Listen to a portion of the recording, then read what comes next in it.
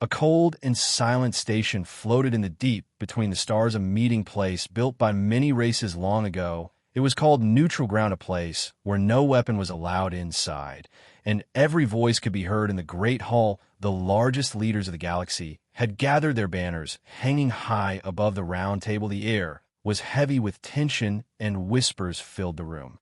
They had come to speak of one subject, and one subject only: the human problem. To some of the leaders, humans were nothing more than another young species trying to find a place among the stars. To others, they were a threat, a danger that had to be stopped before they grew too strong. But no one could deny that in the short years since their first jump into deep space, humans had left a mark on every border and every frontier. Small groups of delegates leaned close, speaking in low voices, their words full of rumor and fear. Stories of human defiance, survival, and stubbornness spread like wildfire across the chamber. There were tales of ships that fought long after they should have fallen, of crews who refused to surrender, even when surrounded, of colonies rebuilt in the ashes after alien raids. These stories made some laugh and others grow silent. From a seat of the Zarkan Republic, a tall, scaled diplomat stood, his eyes narrow as he activated a large hollow display before the council. The image came alive in harsh colors of fire and smoke. Old human war recordings filled the air with the sound of chaos, soldiers in rough armor charging through ruined streets, ships firing at close range, explosions so loud that some delegates flinched. The Zarkan paused, letting the sounds of screams and battle echo in the chamber before speaking. "This is what they are," he said, "a species that lives for war. They are born in chaos and shaped by fire. They will fight until nothing remains." Many of the alien leaders watched the footage with curiosity. Some tilted their heads, amused by the humans' outdated weapons and crude tactics. Others smirked and whispered about their small fleets, their fragile bodies, their short lifespans. One delegate from the Irene Alliance let out a laugh and said, "These are the creatures we fear. They are not worth the cost of discussion. A single fleet could erase them in a day." But in the corner of the chamber, an old voice spoke up. It came from a thin and tired-looking envoy of the Carries Union. His eyes were dark and slow. To blink, his voice was quiet, but it carried across the room. He said, "They're different. They do not break like we do. You think them weak because their ships are small and their bodies soft. But I've seen them lose everything and still rise again. I have seen them come back stronger when others would fall apart." The room grew still for a moment, but only for a moment. The laughter returned. The arguments began again. Voices rose over one another in a storm of pride and politics. The warning was brushed aside. The old envoy was told his time had passed. The council moved to its next step. They would push humanity harder, close their trade lanes, block their colonies, restrict their travel, and force them into surrender. Around the chamber, votes were taken, hands and claws and tendrils raised in agreement. There were only a few voices against it, but they were drowned in the noise. The decision was made. The orders would go out before the next cycle. Every fleet, every border, every station would tighten around human space like a closing fist. Far away beyond the neutral station, beyond the cold stars, the blue and white world of Earth turned slowly in the dark. On its surface, the streets of great cities bustled as they always did, but in hidden rooms and deep command bunkers, the real work had begun. The leaders of Earth's many nations sat in shadowed halls, their faces pale under the glow of strategy screens. Messages were sent across the secret channels of the defense network. Quiet, but urgent calls were made to every fleet, every ship captain, every colony governor, and every military outpost. In the skies above the planet, heavy carriers began to drift into low orbit, their massive forms hidden from public view under the cover of routine training missions. Deep in the asteroid belt's long sleeping shipyards came alive once more, their forges roaring as metal was shaped into the hulls of new warships. Silent drones moved between them, carrying supplies and weapons crates marked for restricted eyes only. The news broadcast told the people only fragments of the truth. They spoke of small trade disputes, of political disagreements, and of a need for increased patrols. Most citizens went on with their lives, believing it was all routine, yet in the hearts of those who served in the Defense Force, a different truth burned. They had read the full reports, they had seen the intercepted messages, they knew what the Alien Council planned. In the cold dark of space, small human patrol ships were quietly recalled from their routes, their crews given new orders that none of them had ever heard before. It was not retreat, and it was not surrender, it was preparation. Their ships changed course and vanished into regions of space Where no alien eyes could follow deep in those shadows, fleets began to gather not in scattered groups, but in a single growing armada.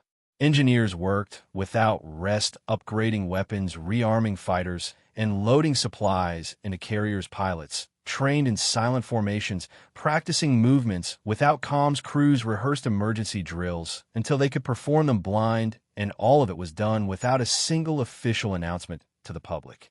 In the war rooms, the human commanders spoke little. They knew there was no need for speeches. Each one understood the weight of the coming storm. Each one felt the same heavy truth in their chest. The aliens thought they could push humans into surrender, but they had made a mistake. They had crossed a line that could never be uncrossed. Somewhere far above the planet, a single signal pulsed through the secure channels. It was short, it was clear, and it was repeated to every ship and every station. Hold the line until the signal. The meaning was not explained. It did not have to be explained. Every soldier, every captain, every officer knew deep inside what it meant. And so the quiet preparations continued while the rest of the galaxy moved on, thinking. Humans were still debating, still negotiating, still harmless in the grand halls of the Alien Council. Laughter and confidence filled the air. But on Earth, and in the dark edges of human space, the first moves of a far greater game were already being played, a game that would decide not just the fate of one species, but the balance of power in the entire universe. The days after the Council's decision passed like a shadow across the stars. The alien fleets moved into position, sealing off human trade routes with cold precision. Ships from the Ralph Dominion blocked the outer gates to the mining colonies, while patrols from the Irene Alliance cut supply lines to the distant outposts in the Vega sector. Merchant convoys were turned away at checkpoints, their cargo seized, their crews humiliated and sent back empty-handed. The message was clear: you will bend or you will break. In the great cities of Earth, the news was quiet on the matter. Government broadcasts spoke of routine inspections and temporary trade pauses, yet in the halls of military command the truth was shared in silence. Human space was under a slow and deliberate siege, and the enemy expected humans to wait and accept it. But the attacks were not limited to trade. In the far reaches of the Kepler Rim, a human colony named Clearwater was struck without warning. Alien raiders tore through its defenses in the night sky. The orbital guard fought to the last ship, but the attackers were many and the defenders few. When the smoke cleared, hundreds of families were gone. The survivors sent desperate calls for help across the void, their voices filled with grief and rage. When the report reached Earth, the commanders sat in silence for a long time, their hands tight on the edges of the table. The oldest among them finally spoke in a low voice, saying, "They have crossed the line now. There is no going back." And his words were met with grim nods, for every officer in that room knew that this was the moment that would decide the path ahead. Across the galaxy, alien leaders congratulated one another, believing their plan was working. Human freighters were disappearing from common lanes, their stations were going dark. Scouts returned with reports that human fleets were pulling back from borders. It was interpreted as retreat, a sign that the humans were losing heart. One council member from the Ralph Dominion laughed in the chamber, saying, "They're already folding, soon they will beg for our mercy." Yet among the smaller and quieter voices in the council, there was unease. Whispers spread that the humans were not surrendering at all, but preparing for something larger. A nervous strategist from the Carries Union spoke privately to his peers, saying, "It feels wrong, it is too quiet," and those words lingered like a shadow in the back of their minds.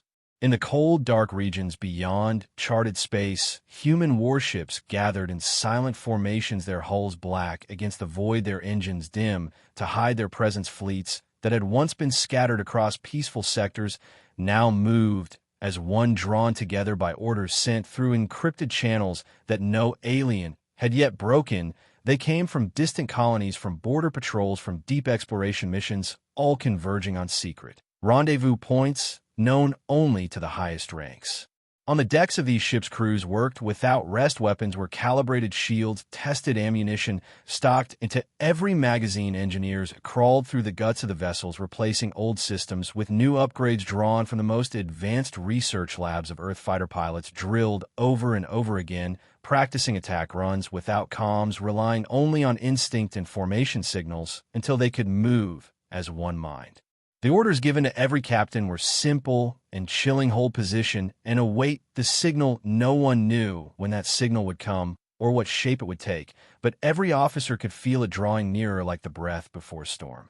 Meanwhile, in the far reaches of alien space, a few scouts tried to pierce the veil and see what the humans were doing. Some never returned. Those who did spoke in half-truths and fragments. Strange energy readings growing in the outer rims, unidentified movements along unmarked coordinates. The reports were ignored or buried by those who believed the humans were finished.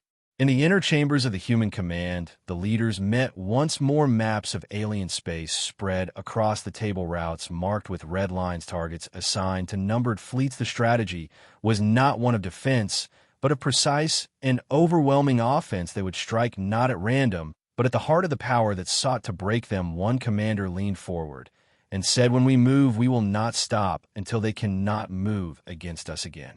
Across human space, the quiet tension grew. Civilians went about their lives unaware of the full scale of what was coming. Yet there was a strange current in the air in the ports. Soldiers moved with a sharper purpose in the skies above cities. Heavy carriers hung like silent guardians in the asteroid belts. The shipyards blazed with life, their forges turning day and night.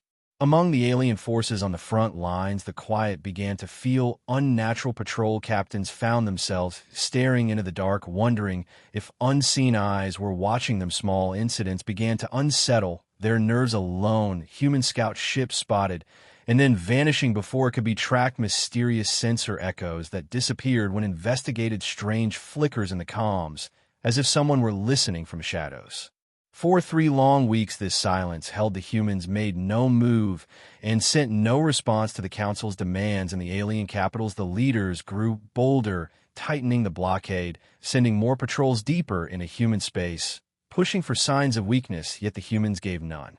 In the final days before the break, a single coded pulse went out across the human network. It was not words, but a signal understood by every ship, every station, every soldier. And in the silence that followed, the armadas that had been waiting in the dark began to move, engines flaring to life as one, their formation shifting into the shape of a wall stretching across the void. From a distance, it looked like a tide rising from the deep black, a tide made of steel and fire, and the kind of tide that could sweep across the stars before anyone could stop it. And in that moment, though no alien could yet see it, the first true heartbeat of the coming storm began to echo across the void. For 3 long weeks, the galaxy held its breath. Human ships had vanished from the common trade lanes, leaving only empty space. Where they once moved, alien merchants found the routes quieter than they had ever been. But this quiet felt wrong. It was the kind of silence before a storm, when even the wind holds back, as if waiting for something to happen. Alien scouts sent toward human borders found little but strange energy readings far from charted sectors. There were whispers that whole fleets were hidden there, their engines cold, their lights dark, moving only when the stars turned to hide them from view. One veteran scout returned pale, his voice trembling as he told his superiors that he had seen shadows larger than any battleship he had ever known, drifting like ghosts in the dark. Across the galaxy, the Alien Council carried on with its meetings, debating trade disputes and territory lines, as if the human question was already settled. The blockade still held their patrols, still turned back every freighter, yet some of the more cautious voices in the council began to grow uneasy. A delegate from the Carries Union spoke softly to his allies, saying, "This quiet is not victory. It is the drawing of a bowstring, and it will not remain still forever." His warning was met with polite nods and quick dismissals. In human space, the reality was far different. Far from retreat, the humans had been gathering every ship they could muster into formations so vast they could not be measured on a single star map. Old carriers, pulled from retirement, now flew beside the newest destroyers. Exploration vessels had been stripped and refitted into fast-strike craft. Even civilian ships had been armored and armed. The crews drilled day and night, their movements becoming sharp and silent, their eyes cold with the same unspoken understanding. The human fleets had split into 3 massive groups, each tasked with a part of the plan known only to the highest command. The first fleet was positioned along the Vega sector, ready to strike at the Irene lines. The second waited in the Kepler rim, aimed directly at the Ralith Dominion. The third remained hidden deeper still, in uncharted space, a ghost force waiting for its moment to appear where the enemy least expected. On the bridge of the flagship Resolute Admiral Caravance stood before the star map watching the quiet dance of light across its surface. Each light represented a ship, each ship a crew, ready to fight. She knew the Council believed humans were weak. She knew they thought this silence meant surrender, but she also knew that they would soon learn the truth. The crews spoke little when off duty. They spent their hours maintaining weapons, running simulations, and preparing for boarding actions. There was no talk of retreat, only of the signal. They all waited for that single order that would turn the stillness into fire. In the mess hall, soldiers shared looks rather than words. Pilots traced imaginary flight paths across their trays. Engineers reviewed blueprints until their eyes ached. They were ready, not in days, not in weeks, but now. Meanwhile, alien border patrols began to report strange incidents. A lone human frigate spotted for only a moment before vanishing, without trace. Faint sensor ghosts, moving in patterns too regular to be random. Sudden drops in communications, as if signals were being pulled away into the void. Commanders dismissed these as glitches or tricks of deep space. Yet unease began to spread through the lower ranks. The soldiers who spent long nights staring into the dark began to whisper that something was out. They're watching them, waiting. On Earth, the leaders of every human nation met in a sealed chamber beneath the capital. The air was thick with tension as they reviewed the final plans. Fleets were marked targets, chosen supply lines. Secure the operation would begin not with a declaration, but with an act of movement so fast that no one would have time to stop it. One commander said, "When we strike, it must be everywhere at once." And another replied, "Then they will never recover." Far beyond human space, deep in the cold regions of the void, the Third Fleet waited in silence, their ships drifting with minimal power, their crews speaking only in hushed voices. The stars around them were unfamiliar, the maps incomplete, but every officer aboard knew their position was perfect for what was to come. They were the knife that would appear from nowhere to cut the heart from the enemy lines. Alien media began to grow curious about the lack of human resistance. News channels debated whether humanity had finally accepted its place under the councils, while analysts argued on broadcast that humans had realized they could not fight such a vast coalition. One popular commentator said, "The human spirit is loud, but short. It flares like a candle and fades quickly." His words were met with applause in the studio. But somewhere in the dark, Admiral Vance listened to the transmission and allowed herself the smallest of smiles. The signal was close now. Every captain could feel it, though no one knew the exact moment it would arrive. The quiet had stretched so far that it no longer felt like peace. It felt like the slow intake of breath before the scream. The stars themselves seemed to wait. The crews felt it in their bones, the subtle vibration of engines on standby, the hum of shield generators cycling through readiness, the sharp scent of polished metal and oiled weapons in the air. On the 21st day after the siege began, a transmission went out across the secure human network. It carried no words, only a single pulse repeated 3 times the moment it was received. Engines flared to life across the hidden fleets. One by one, the ships turned toward their targets, their hulls gleaming in the light of distant suns. Fighter bays opened, releasing squadrons into formation. Carriers aligned for launch, destroyers primed there, weapons and cruisers locked in jump coordinates. From the edges of the galaxy, the human armada began to move as one, a tide of steel, and will rolling out of the shadows into the light. In that moment, the silence was broken, replaced by the thunder of engines and the unspoken promise that whatever was about to happen would be remembered for as long as the stars burned. The first move came without warning, no broadcast, no speech, no demand for surrender, only the sudden flash of ships emerging from jump across the edges of alien territory. The human fleets appeared like ghosts from the dark, their formations already locked, their weapons already hot. The shock was so great that many alien patrols did not even fire at first. They simply stared at the sudden wall of steel that now stood in the void before them.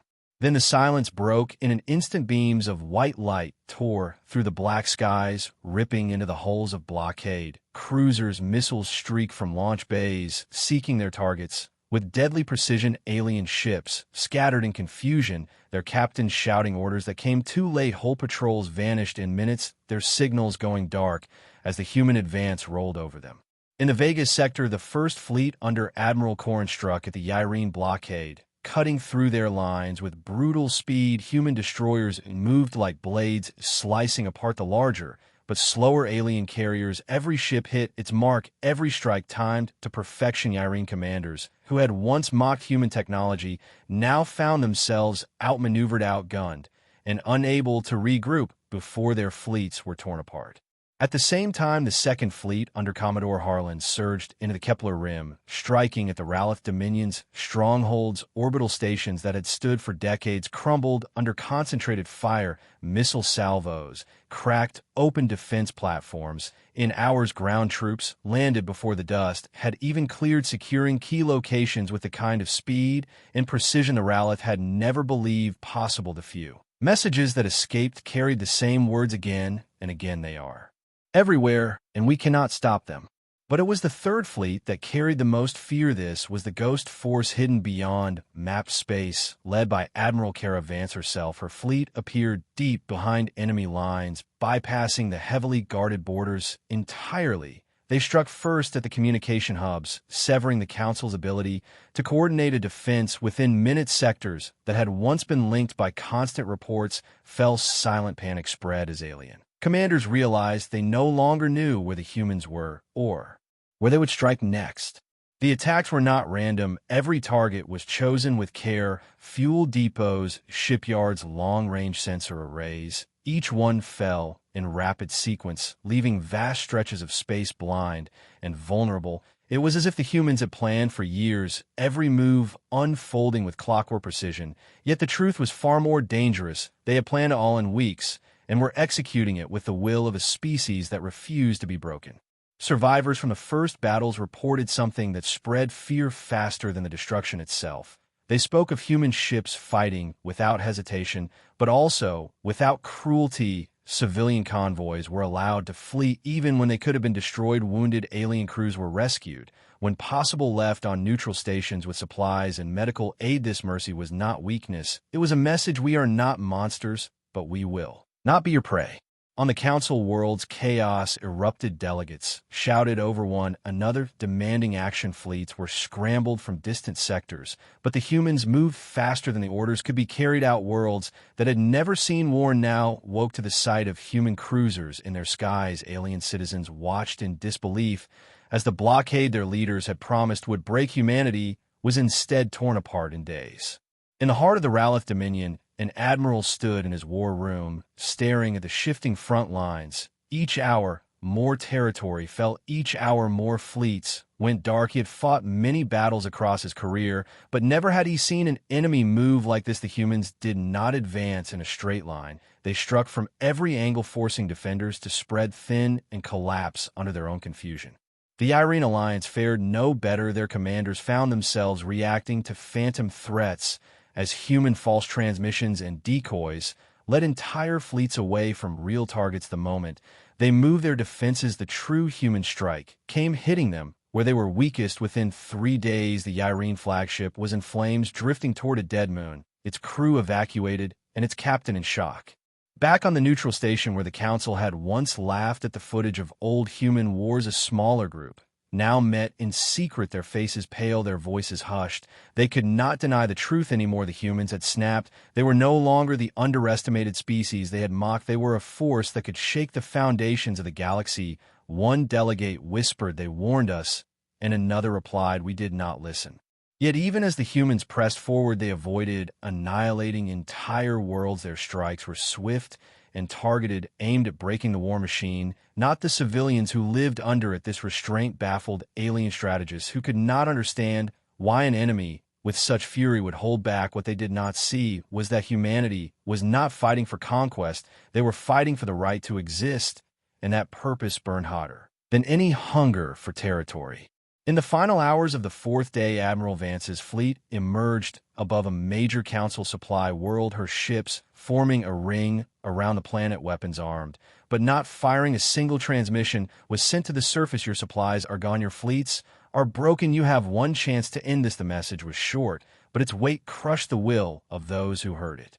All across alien space, the pattern repeated: human fleets surrounding key worlds, cutting them off, and offering a single choice: stand down or be destroyed. Many worlds chose to stand down. The war that the Council had believed would break humanity was instead breaking them piece by piece. In the void between stars, the human fleets began to slow their advance, regrouping at key positions. Their work was not yet done, but the message had been sent and received with absolute clarity. Never again would the galaxy mistake human patience for weakness. Never again would they believe the species could be cornered without consequence, for in the moment humanity snapped, the universe itself had learned to tremble.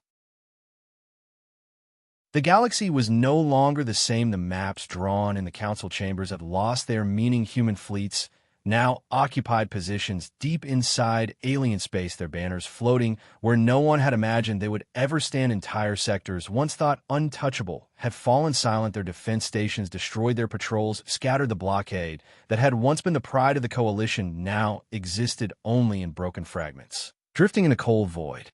In the great cities of the Rallic Dominion, citizens woke to find human ships in their skies. The sight filled them with both fear and confusion, for the war they had been promised would keep humans far away had instead brought them to their doorstep. Yet the humans did not rain fire on their cities, they did not burn their fields or poison their seas. Instead, they simply waited in the high orbit, their presence a constant reminder that the balance of power had shifted forever. The Irene Alliance fared no better. Their supply lines cut, their fleets crippled, their stations abandoned, panic gripped, their people markets emptied as food shipments failed to arrive. Fear grew in the streets as rumors spread of human forces moving closer. Each day, some claimed the humans were ruthless destroyers, others whispered that they were precise and cold, striking only at the machines of war and sparing civilians. This uncertainty only deepened the unease, for no one could predict their next move. In the neutral worlds, far from the fighting, the news traveled fast, carrying with it both awe and dread. The stories told of battles won in hours, of fleets disappearing without a trace, of commanders surrendering without firing a single shot, and of human ships that appeared and vanished like ghosts. One merchant captain who had seen a human cruiser up close told the gathered crowd that he had never seen such discipline or such eyes that burned with quiet fire, as if carrying the weight of every loss and every promise ever made. Inside the council halls, the mood had shifted from arrogance to desperation. Where once voices had mocked and laughed, now they argued in panic, shouting over each other as reports arrived of yet another lost fleet or shattered defense line. Some called for immediate surrender, others demanded a united counterattack, but none could agree on how to move forward. For every hour they spent in debate, the humans advanced further, taking key worlds without unnecessary destruction and leaving behind a message in their actions that spoke louder than any words could say. On the front lines, alien soldiers spoke in hushed tones around their campfire. Some swore they had been spared when they should have been killed. Others claimed to have been given food and medical supplies before being released. In a neutral space, the tales spread quickly until they became part of the growing legend of the human advance. It was said that they struck like a storm, but never without purpose, and that this purpose was something no other species had ever faced before. A war not for conquest, but for survival and respect. In the deep reaches of space, Admiral Kara Vance stood on the bridge of her flagship, watching as new reports came in from all three fleets. Her face remained calm, but her eyes carried the weight of the campaign. She knew the war was far from over yet. She also knew that the enemy was breaking faster than expected. Their alliances strained their morale, crumbling their supply lines in ruins. The humans had done more than fight. They had dismantled the very structure of their enemy's power. Meanwhile, in human space, the people began to learn fragments of the truth. Official broadcasts still spoke in careful terms, avoiding open celebration. Yet in the streets, the mood was changing. Families who had feared for their future now held hope again. Workers in the shipyards labored with renewed energy, sending out fresh supplies and reinforcements to the fleet's. Pilots returned home for short leave, telling their loved ones that they were winning, but that it was not yet the time to relax, for the fight still had a long way to go. The alien media struggled to control the narrative. Some channels painted the humans as reckless aggressors, others portrayed them as an unstoppable force that should be appeased quickly before total disaster struck. The conflicting messages only deepened the fear in the public minds, leading many to question whether their leaders had brought this war upon them through arrogance and miscalculation. In the outer sectors where the fighting had been fiercest, alien commanders began to notice something unsettling. The humans were not simply destroying military targets, They were building in the ruins, small forward bases supplied depots, and listening posts appeared. Where stations had been destroyed, the humans were not retreating after their strikes. They were staying, establishing a new line that pushed deeper into enemy space each day. This was not a temporary campaign, it was a shift in the map itself. The council sent envoys to attempt quiet negotiations, hoping to slow the advance, yet each envoy returned with the same message: the humans would not speak until their terms were met, and those terms were simple: the blockade would be lifted, all restrictions on human trade and movement would end, and full recognition of human sovereignty would be signed into law. Anything less was ignored. For the alien leaders, this was a nightmare, for to agree would be to admit defeat, but to refuse meant the war would continue, and each day brought more losses. In private meetings, some began to whisper of surrender, fearing that if the war went on much longer, there would be nothing left to protect. Others still clung to pride, urging one last stand against the human advance, yet even they could see the doubt in their soldiers' eyes. Back on the front lines, alien troops watched the human fleets with growing respect. They had expected savage raiders, but what they saw instead were warriors who fought with discipline and purpose, who did not kill without cause, who treated prisoners with dignity, even in the midst of war. It was a kind of strength many had never encountered before, and it shook them more than raw destruction ever could. In the command chambers of the resolute Admiral Vance and her senior officers reviewed the next stage of the campaign. Their movements were slow and deliberate now. The first strike had broken the enemy lines, but the second phase would decide the future, not just of the war, but of the galaxy itself. For the humans were no longer fighting to defend a corner of space. They were shaping a new order, one where no species would dare treat them as prey again. And so the fleets held their positions, waiting for the next signal. The stars above them, cold and silent, the enemy before them fractured and afraid. The war was not yet over, but the tide had turned in a way that no one could reverse, and every race in the galaxy knew it deep in their bones. Humanity had snapped, and in doing so they had made the universe tremble.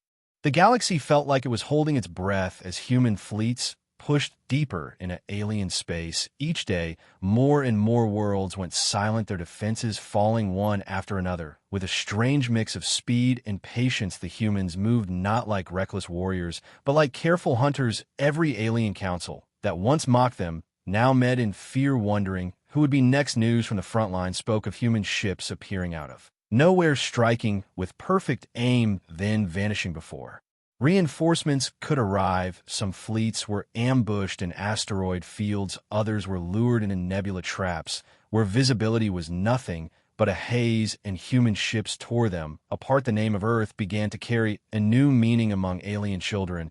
It was whispered like a monster in old bedtime stories. Yet to the humans themselves, this was not about conquest. It was about ending the humiliation once and for all.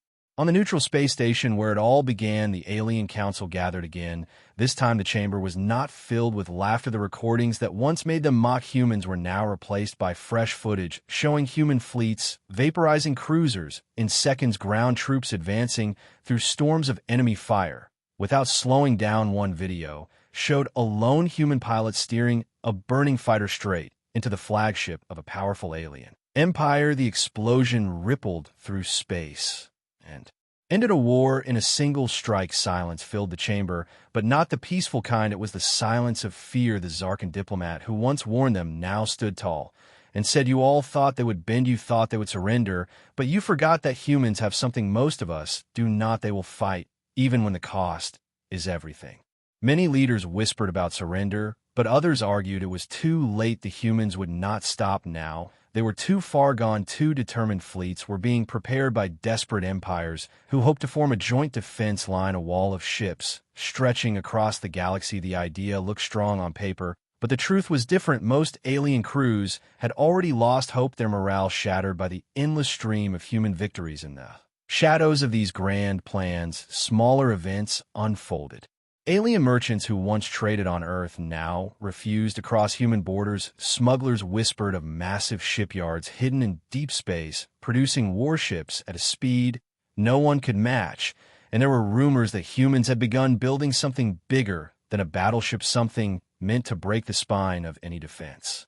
Far from the political games, in the black emptiness between the stars, human fleets moved like a tide. One group, led by Admiral Reyes, entered the Krethar sector, a region known for its fortified worlds In thick minefields, the aliens were certain the humans would be slowed down, but instead the minefields were cleared in hours by drones that seemed to think for themselves, moving in perfect patterns and detonating traps without harm Reyes' fleet. Then launch precision strikes on planetary defenses, hitting only military targets and leaving civilian zones untouched. This strange mercy confused the enemy, and yet it terrified them more than pure destruction, because it showed control, not rage. The humans were no longer fighting from anger alone, they were fighting with purpose.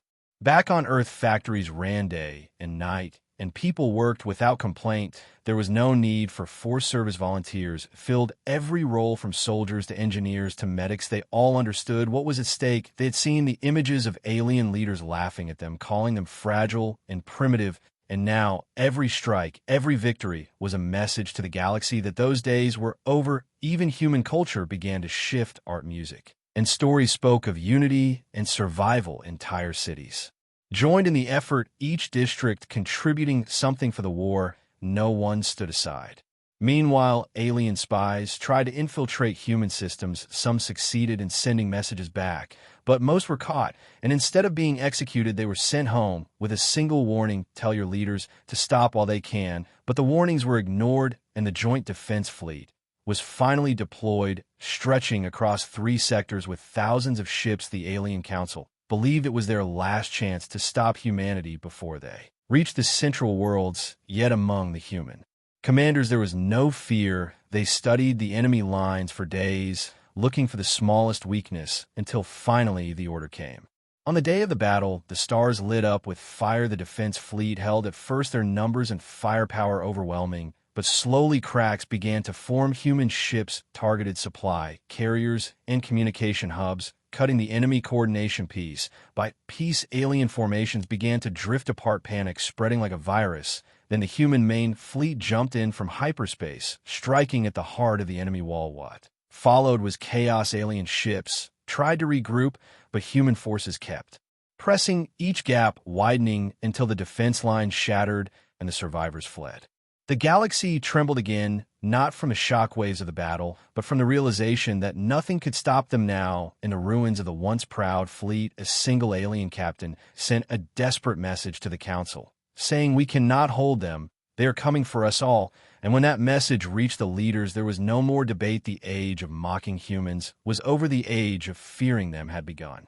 The galaxy stood on the edge of surrender as the human fleets pushed deeper than ever before. Every system they entered fell in days, not weeks, not months. The speed of their advance felt unnatural, as if they already knew the weaknesses of every enemy before the battle even began. Alien leaders whispered about spies, but no one could explain how the humans struck so precisely. Some worlds surrendered the moment human ships appeared in orbit, their leaders sending messages of peace before a single shot was fired. Others tried to resist, but the result was always the same: fleets shattered, defenses burned, and human banners raised over alien skies. In the council chambers, the faces of once proud empires had turned pale. Some clung to the hope that the humans might be satisfied with the territory they had already taken, but deep inside they all knew this war was no longer about land or resources. It was about memory. It was about the humiliation humans had suffered and the determination to make sure it never happened again. Admiral Reyes stood aboard the command deck of the flagship Horizon, her eyes fixed on the holographic map glowing in the air before her, the final enemy strongholds marked in red. She knew the war was nearly over, yet she also knew the most dangerous battles were still to come. The enemy was desperate, and desperation made them unpredictable. Reyes spoke to her fleet in a calm, steady voice, reminding them why they fought, not for revenge alone, but for the safety of their children, for the pride of their people, for the right to walk among the stars without being treated as weak. The crew listened in silence, their faces hard with resolve, and when she finished speaking, every ship captain confirmed readiness without hesitation. In the outer rim, a coalition of the last resisting worlds gathered their remaining fleets, forming a fortress of ships and orbital stations surrounding their homeworlds. The alien commanders believed that by forcing the humans into one final massive battle, they could bleed them enough to force a truce. The humans did not rush. Instead, they watched and waited, letting the enemy grow restless. Human scout ships danced around the edges of the fortress, probing defenses and vanishing before counterattacks. Then came the day when the fortress fleet awoke to find dozens of human carriers emerging from hyperspace at multiple points, surrounding them from all sides. Confusion spread as enemy ships scrambled to form a defense, but the humans had already chosen their targets with surgical precision. Their first strikes destroyed the fuel depots and long-range communication arrays, cutting the fortress off from reinforcements and from each other. In the chaos, alien fighters swarmed, trying to break through the encirclement, but human interceptors moved like wolves, tearing into them. With unmatched coordination, explosions lit the darkness of space like silent fireworks.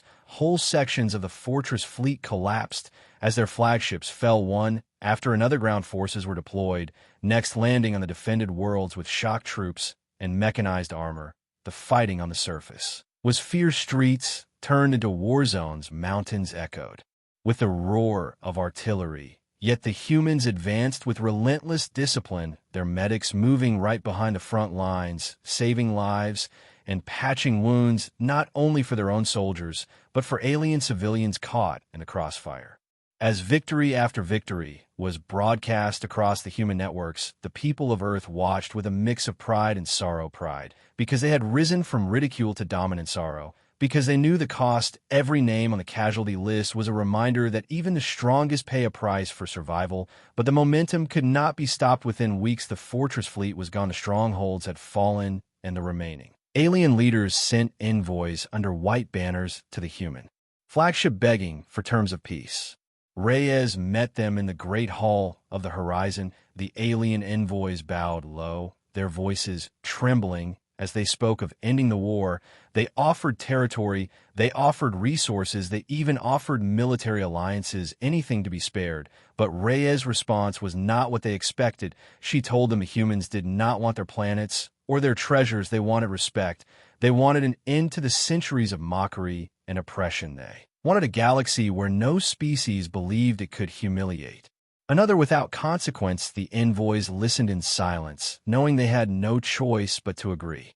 When the peace accord was signed, the galaxy began to change slowly, but unmistakably. Trade routes reopened, ambassadors were exchanged, human technology spread across worlds that once denied it. But the memory of the war never faded. The stories of human courage and ferocity became legend. Alien children were taught to speak carefully of Earth and its people, because everyone knew that somewhere among the stars the humans were watching, and they would never be caught off guard again. Back on Earth, cities erupted in celebration. Banners flew from every building, music filled the streets, and families embraced soldiers returning from the front. Yet beneath the joy, there was a quiet understanding. This was not the end of struggle, only the beginning of a new chapter. Humanity had claimed its place among the stars, not as prey, but as equals. And though the war was over, the unity forged in its fire would remain. Admiral Reyes stood on a balcony overlooking the celebrations. The night sky above filled with the lights of ships returning home. She thought of those who had fallen and whispered a promise to herself and to them. Never again would her people be underestimated. Never again would they be seen as weak. Never again would Earth bow to the will of others. Somewhere far beyond the celebrations, in the silent black of space, a lone human scout ship drifted past a dying star, its sensors scanning deep into uncharted systems, searching for threats and opportunities alike. Because even in peace, the humans remained vigilant. They had learned the hard way that the galaxy could turn cold without warning, and they were ready to face whatever came next.